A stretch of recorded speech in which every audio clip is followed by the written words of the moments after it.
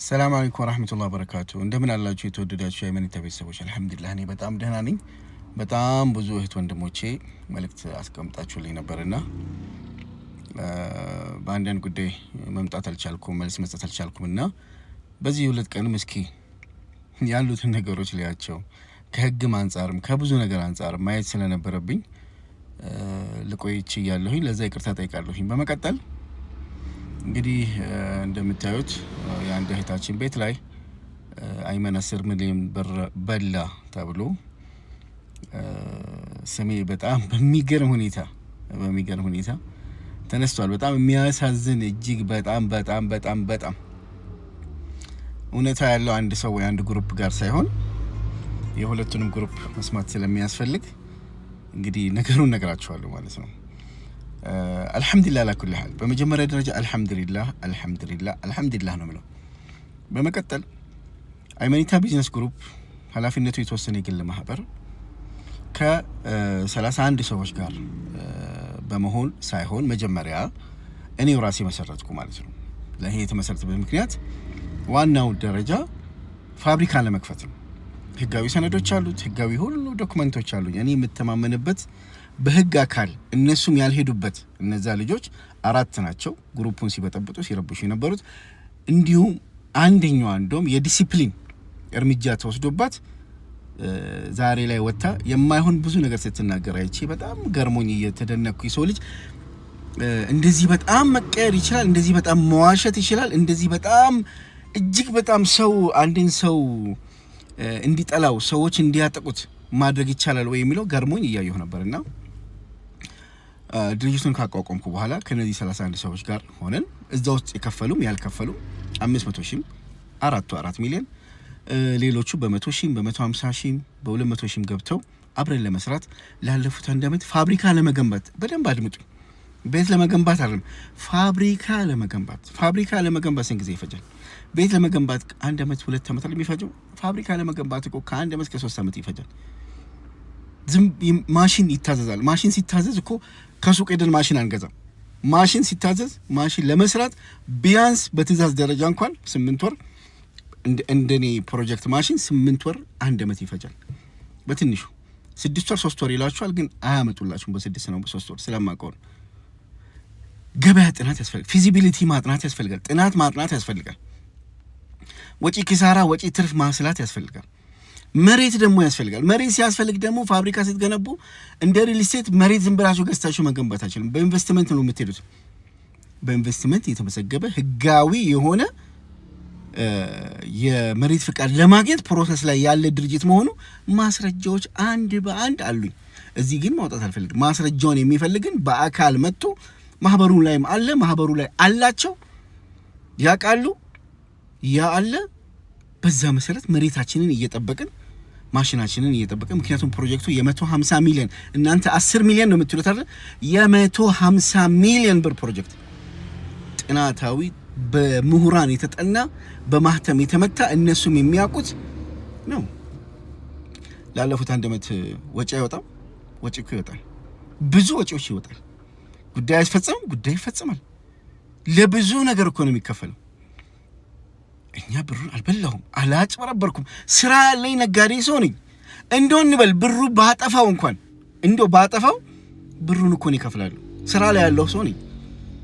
እና እነዚህ 4 ልጆች ስማቸውን አልጠቅስም፣ 4 ልጆች ግሩፑን ሲበጠብጡ ያለኔ እውቅና ከኔ ጋር ሳይነጋገሩ ምንም ሳይሉኝ መተው ሚዲያ ላይ ወጥተው አይመን ብራችንን በላን። حرام እኮ ነው። አላህን መፍራት እኮ ያስፈልጋል ወንድሞች እህቶች። አላህን መፍራት ነገ ቂያማ ፊት ቆማላችሁ። የናንተ እዳኒ በመሸከሜ አላህ ፊት ቆማለሁ። ስሜንና ተግባሪን ያላደረኩትን ማለታችሁ ግን እናንተ ግን ተሸከሙታላችሁ። ሐስቢ አላህ ወኒዕመል ወኪል። እኔ የስደት እህቶችን ብር ምበላ ሰው አይደለሁም። እንዴ አሁን እኮ እናንተ ይሄን ባደረጋችሁት ስሜን ባጠፋችሁት በሰጣችሁት መረጃ ከዛ ውስጥ ለጠበቃ ይሰጥቸው ብዙ ፎልትና ብዙ ስህተቶችን እኮ ተሳሳችኋል እህቶቼ። ብዙ ማይባል ነገር ብላችኋል። የማይባል በህግ ሊያስጠይቃችሁ የሚችል ነገር እኮ ዘርዝራችኋል። እኔ ግን እናንተ አሳልፌ እሰጣለሁ አላረገውም። ለምን አምናችሁ ብራችሁን ሰጣችሁኝ አብረን እንስራ ብላችሁኝ አብረን እንስራ እንለወጥ ብያችሁ እኔ ወንድማችሁ እንዲያድርግ ተነስቼ ነገ እንዲያድርጓል እንደዚህ አልልም። አንዳንድ ተንኮለኛ በግሩፕ መጥተው የብር ምንጫቸው እንዲጣራ ይሄን እንትን በላቸው አላረግም እንዴ። እህቶቼ ናቸው እኮ ልጆች ሚስት አላቸው እኮ እንደኔ እኔ ልጅ አለኝ ሚስት አለኝ እንዴ። ብሩ ጥንቅር ብሎ ይቀር እንጂ እኔ እህቴ እንዴ እኔ እስርን ምናምን እኮ አይቻለሁ። እና በስራ ያለ ፕሮጀክት ፋይል እንደሌለው ህጋዊነት እንደሌለው ምንም ስራ እየተሰራ እንደሌለ ተደርጎ ሲቀርብ አጃኢብ ነው። ለዛውም እኔ የምከፍተው ፕሮጀክት ነው ትልቅ የ150 ሚሊዮን ፕሮጀክት በውስጡ ከ80 እስከ 200 ሰራተኛ ሊኖረው የሚገባ ፕሮጀክት የማሽኖቹ ዋጋ ብቻ የአንዱ ማሽን ዋጋ የአንዱ ማሽን ዋጋ 60 ሚሊዮን ብር ኮንቲኒየስ ፎም ማሽን ይባላል 60 ሚሊዮን ብር። ይሄን እኮ ነው የተሸከምኩት። እህቶቼ ግን ሊረዱ አልቻሉም። እነሱ የሚፈልጉት ዛሬ ብሩ ወጥተው ሰርቶ ብሩ እንዲመጣ ነው እንዴ። እኔ በፈልገው እኮ ስራ አጣጥፍበት ነበር እኮ ብራንች ከፍትበት ነበር፣ መኪና ገዛበት ነበር፣ እቤት ገዛበት ነበር፣ ሱቄን አስፋፍቼ ትልቅ አድርገው ነበር። ከፕሮጀክቱ በፊት ከነሱ ብር ሳልቀበል በፊት የነበረው ሱቄ ዛሬም እሷ ናት፣ መጋዘኔም እሷ ናት፣ የለችም፣ ሌላ አልጨመርኩም እንዴ። 10 ሚሊዮን ብር የወሰደ ሰው ብዙ ነገር እኮ ይሰራል እኮ ወንድሞቼ፣ ብዙ እቃ ያስመጣል። እስኪ የት ያስመጣሁበት በመረጃ አምጡ። ይሄው መርካቶ ግልጽና ግልብ ነው ያስጨረበርኩት፣ ግልጽና ግልብ ነው። ይምጣ። ከግሩፑ የወጡ ሰዎች ነበሩ። ምንድነው ያደረኩት? መተዳደሪያ ደንብ አለንኛ። ከግሩፑ ሲወጡ ይኸውላችሁ ተስማምተን የገባ ነው። ከግሩፑ ሲወጡ ሼር ሽጦ ነው የሚወጡት። ከሰውኛ አይደለም፣ ሼራቸውን ሽጦ ነው።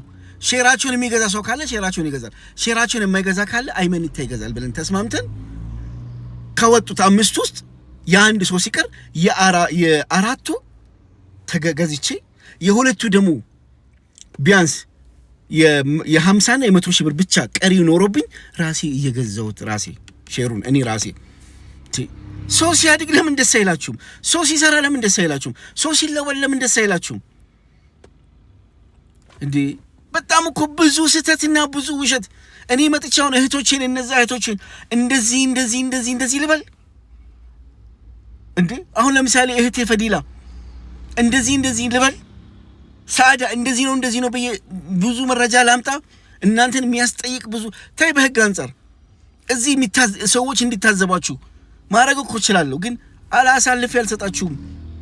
አሳልፌ አልሰጣችሁም። ፕሮጀክት ነው፣ ልጃችን ነው፣ ልጄ ነው። አሳልፌ አልሰጣችሁም። ብራችሁ አይመለስም። ሂዱ። አላቃችሁም ብል ኖሮ ነበር እናንተ ሚዲያ ላይ መምጣት የነበረባችሁ። ነገር ግን እየተነጋገርን ባለንበት ሰዓት ፈጅአ ተነስታችሁ አይመንን እናጥቃው በግሩፑ እንዳላሹት እናንተ 4 ልጆች ስራህን ገደል ነው ምን ከተው ብላችሁ በበቀል ተነሳስታችሁ በተለይ እናንተ ራሳችሁን ታውቃላችሁ። ያን ሁሉ ጽፋችሁ፣ ያን ሁሉ ሰድባችሁ፣ ያን ሁሉ አድርጋችሁ ተነስታችሁ ዛሬ ላይ አይመን 10 ሚሊዮን ብር በላን። አላህን አትፈሩም? ስራ ላይ ያለ ብር ህጋዊ ፕሮጀክትና ወረቀቶች ባሉበት ምንም አልተመሰረተም ተብሎ ይሄ ትክክል አይደለም። በጣም ትልቅ ተሳሳታችኋል እህቶቼ። በጣም የሚዲያ ሰዎች አሉ። ሚዲያ ሰዎች ያላቻቸው ናቸው ያቀረቡት። እነሱ ምንም አያጠፉት ነገር የለም። ምንም አላጠፉም እነሱ። እናንተ ያላችሁን አቀረቡ። እናንተ ግን ያስጠይቃቸዋል፣ በህግ ያስጠይቃቸዋል። ኦኬ አንድ ነገር ልበላችሁ። እኔ ሌባና አጭበርባሪ ካውኩኝ ለምሳሌ የአንዷ እህቴ እዛ ባሏ ፖሊስ ነው። መረጃ አሰናርታችሁ ለምን አታስሩኝም? ይኸው እሰሩኝ። አጭበርብሬ ከሆነ ዋሽቼ ከሆነ ህጋዊ ያልሆነ ሰነድ አቅርቤ ከሆነ ፎርጂድ አቅርቤ ከሆነ ይኸው መንግስት ያለበት ሀገር እኮ ነው። መንግስት ያለበት ሀገር፣ መንግስት የሰለጠነበት ሀገር ነው። ማሳሰር ነው። ነገር ግን የሄዳችሁበት መንገድ ትክክል አይደለም። ቁጥር 2 ቪዲዮ መጣላችኋለሁ።